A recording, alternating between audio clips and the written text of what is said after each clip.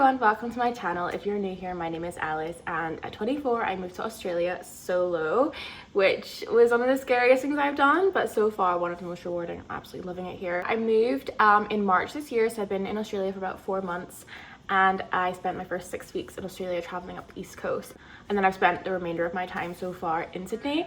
So I feel like I've done the whole like settling in thing. Obviously I've got a job, I've got an apartment. I feel like I've got to know what the lifestyle is like living in Sydney, especially. I wanted to talk through some things that I logistically did to get out here, and then some things that I've picked up on while being here that could be useful if you yourself are planning to make the move. As I said, I made the move in March and I decided to move out in December. I spoke about this like in my intro video back to my channel. So yeah, I moved out after like a bit of a traumatic breakup and after not seeing very much progression in my corporate job, which I put Australia on hold for the previous time in 2021 when I was meant to come out here. Kind of a long time coming, but equally I felt a little bit overwhelmed. The thought of becoming an immigrant to a country is just crazy, and even when I felt like I was in like a good financial position, I still was pretty like, it was a lot to deal with, it was a lot to plan, it was a lot to figure out, and I only gave myself about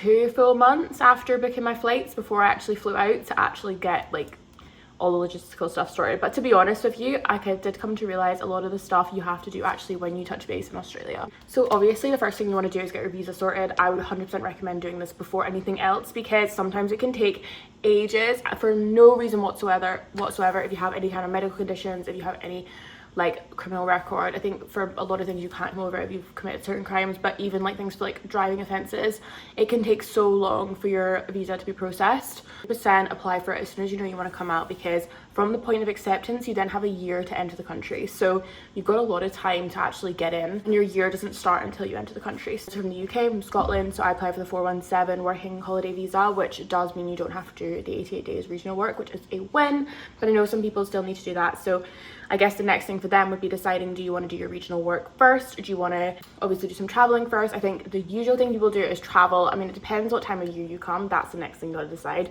When do you actually want to come to Australia? Me, I came in their autumn, which to be honest was actually perfect for me, because I was doing the east coast in autumn, which meant I was in Queensland in the end of April, which was nice because it was really warm still. And then I came back to Sydney and it was a little bit cold, but it wasn't like the middle of winter type freezing. And we're in the middle of winter now and it's really not that cold. Like the sun is shining, it's a blue sky day. I went out on a run this morning and I was sweating. So winters are still fine, but a lot of people do want to make the move to come out in summer.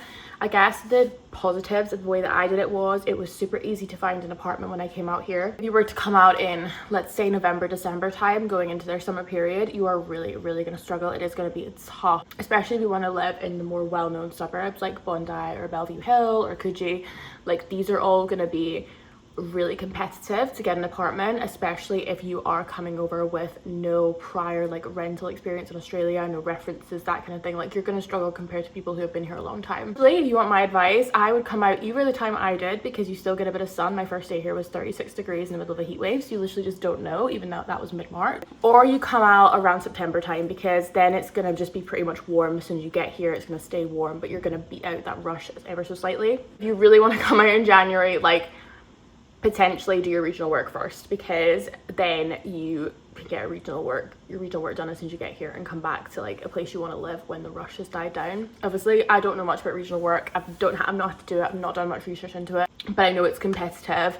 I always see postings of people looking to get somewhere to do their regional work, and it is so difficult. There's so many backpackers looking for the same opportunities, so get on that as soon as you land if it's when you want to do it, or at least give yourself like a month to find a place before you actually want to start off doing it. Don't leave it to the last minute, because hours and all this, a lot of people are on casual contracts, so you're not always getting your 88 days super easily, because you need a certain amount of hours to qualify for the days. Things I would recommend doing as soon as you enter the country are register for your TFN number, which is your tax file number.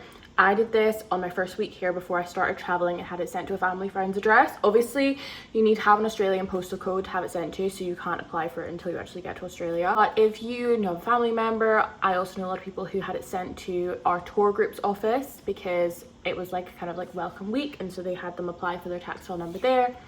and had it sent to their office so you can pick up when you land back in Sydney or wherever you're staying. A lot of people had it sent to hostels if they knew they were going to be there semi-long term. It can take up to 28 days. My friend recently applied for it and it arrived in a week. So it really just depends on the time of year, I guess, how busy they are. But apply for it as soon as, because if you don't have your tax file number, you'll be taxed at the highest rate when you first start working, and you probably won't get that back for like a year. So gotta get on the TFN number. I would say that's the first thing you should do, but not the first thing you should do, because I'm pretty sure you need a mobile number, an Australian mobile number to get your TFN. So get a mobile number set up. I personally did like a SIM only contract, which includes about 50 gigs of data, which is perfect. So I was traveling up the East Coast. I needed like a lot of data because I was doing a lot of overnight buses. I'm with Optus. It's pretty good. I've never had any issues with Reach, but I know a lot of people are with Telstra as well. So both options there. You do need your passport if you want a SIM only in one of these shops, like an Optus shop or a Telstra shop. So bring that with you or you'll just get turned away. That's happened to me the first time. In terms of phone contract, I think I pay $40 a month, which is pretty good. Like, it's kind of similar to what I pay for my SIM only back home. And I also kept my SIM only contract back home as well with Voxy, because it meant I can keep my UK number. 100% I would say this is a good thing. If you're on an expensive contract where your phone's included, switch to a SIM only, keep your number, so that you can keep getting and receiving the verification text you might get from like your online banking, from any like two-factor authentication things. It saved me so many times when I've been like, I would not be able to get into my account otherwise. So 100% I'd say pay a little bit extra money and have that peace of mind. A bank account as well is useful. I mean, if you're traveling right away, you don't really need a bank account in Australia, because you're just going to be using like your Revolut, your Chase, whatever is like fee-free in the country. But I set up a CommBank because it's the most popular one here, and it's useful for employers because a lot of times they just won't want to pay out to a non-Aussie bank. You're going to start working right away. You need your tax file number, and you also need to make a super account, because if you're casual working, which I think a lot of people are when they come over, because it is so tough to get a corporate job or anything that is more full-time permanent on a working holiday visa because of the restrictions. People just see working holiday makers as quite laid back, not looking for something very serious, probably just gonna piss off traveling in 6 months, so what's the point of keeping them on? Or they want to be put up for sponsorship, which again is super expensive and not a lot of employers want to do. They'd rather hire an Aussie over a Brit. I've actually, even going into like retail stores to apply in person, I got turned away because they said they'd hit their working holiday visa quota and they were looking at hiring some more Australians. So just be aware of that. Yes, you will need an Aussie bank account and a tax file number regardless of what you're doing, and a super account if you're in hospitality.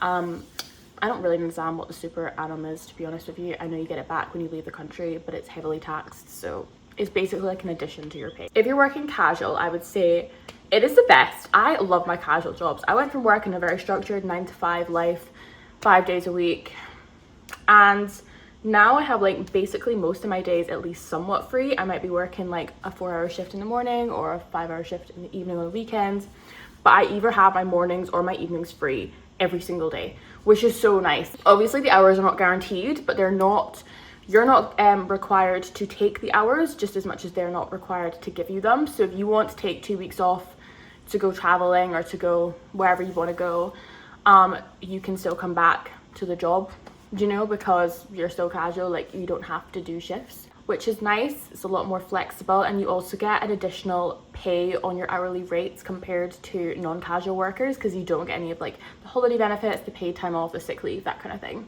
But I work 2 jobs. So I work in a restaurant, which is really only Friday, Saturday, maybe Sunday, maybe Thursday nights. And then I work in retail, which is a little bit more consistent. I'm usually working around 15 hours a week in retail and then about 10 hours a week in hospitality, which is perfect for me. It pays for my rent.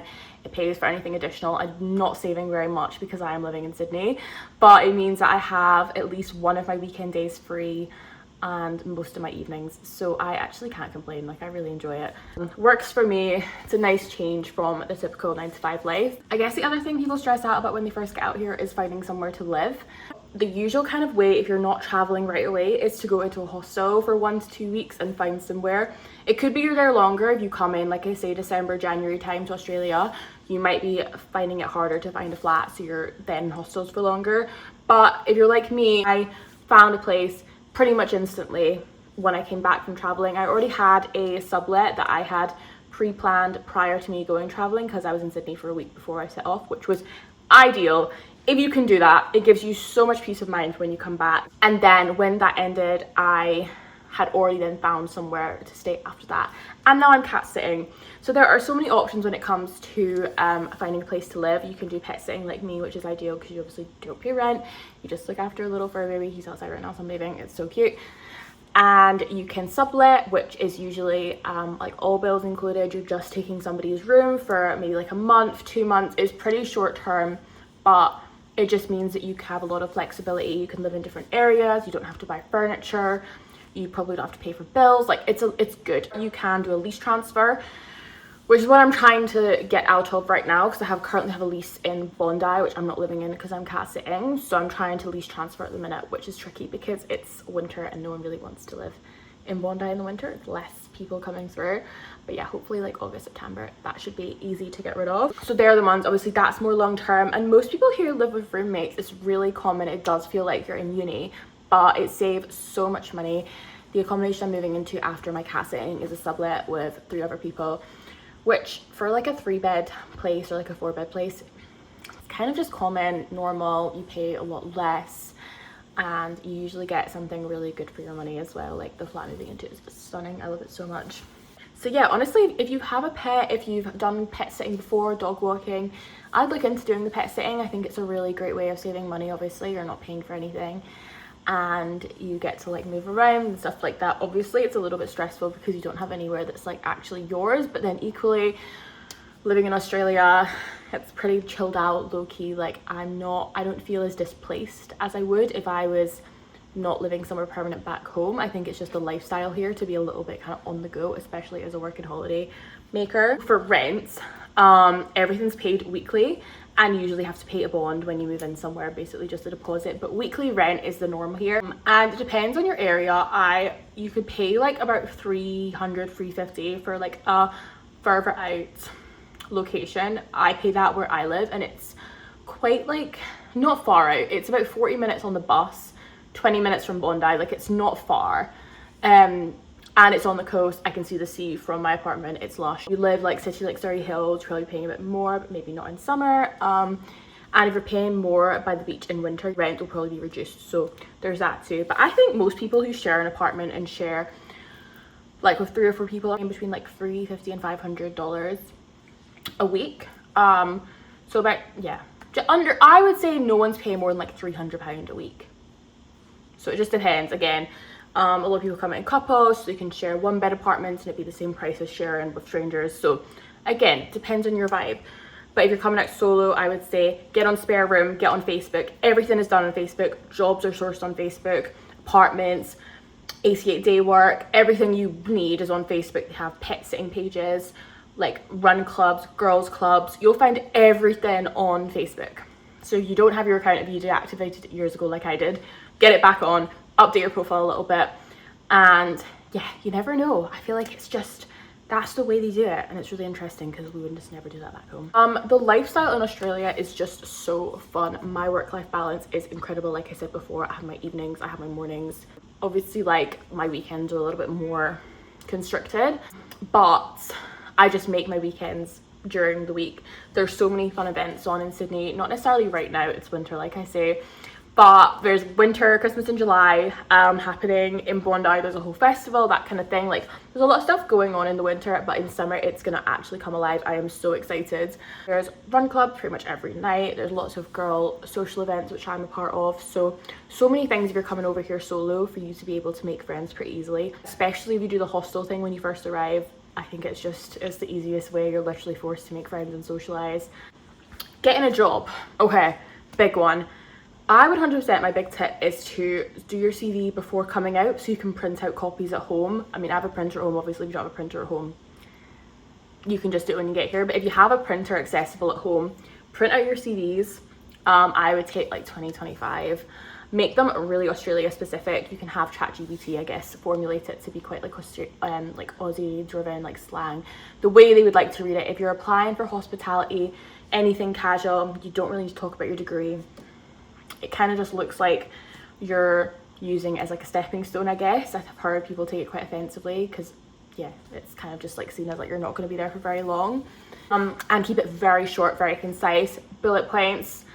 just your experience, like no shit in the middle, do you know what I mean? Just like bish bash bosh, get everything down on paper, 1 page max, because you just want to be able to hand it to somebody. You don't have to like be rifling through and then having to like find what you're trying to say in 4 pages, so keep it sweet. And I would go in places, I know it's really daunting, but it's amazing rejection therapy, and you feel quite good after it. You feel like you've accomplished something, even if you don't get a job, even if you don't hear back from anybody, because you've like gone out and tried. My biggest tip though, which is how I landed my restaurant job, is I DM'd on Instagram. I'd gone into the place. You don't have to have gone into the place. You go in, get a coffee, you could walk past, you could get an idea for the vibe, and you could DM them and say, I was in recently, really enjoyed the vibe of your cafe, your restaurant.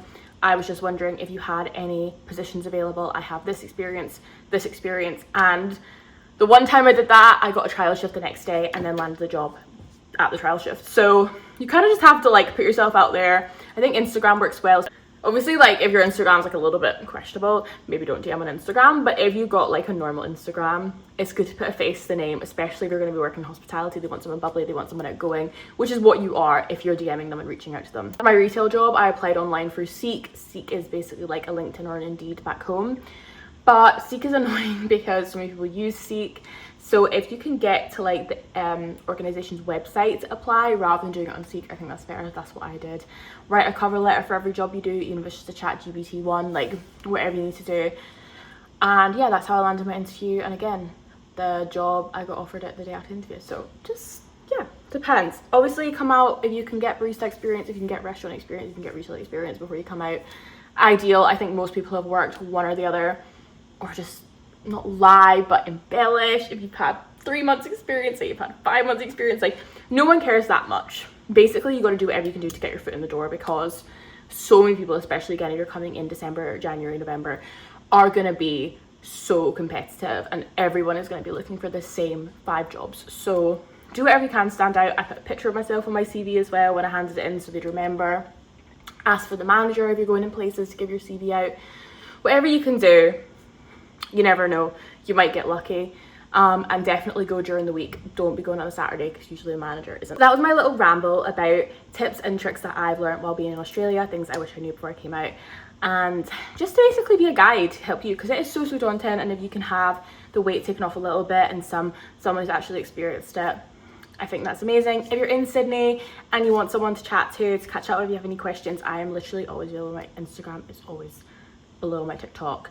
Anything, please reach out. I've met quite a few girls through TikTok and Instagram, and we've gone for coffee, for brunch. Like, it's so nice to just chat, meet like-minded people who move across. If you're planning on making a move, I am so excited for you. You're going to have the absolute best time of your life. Hope you enjoyed this video, and I'll see you in my next one. Bye guys.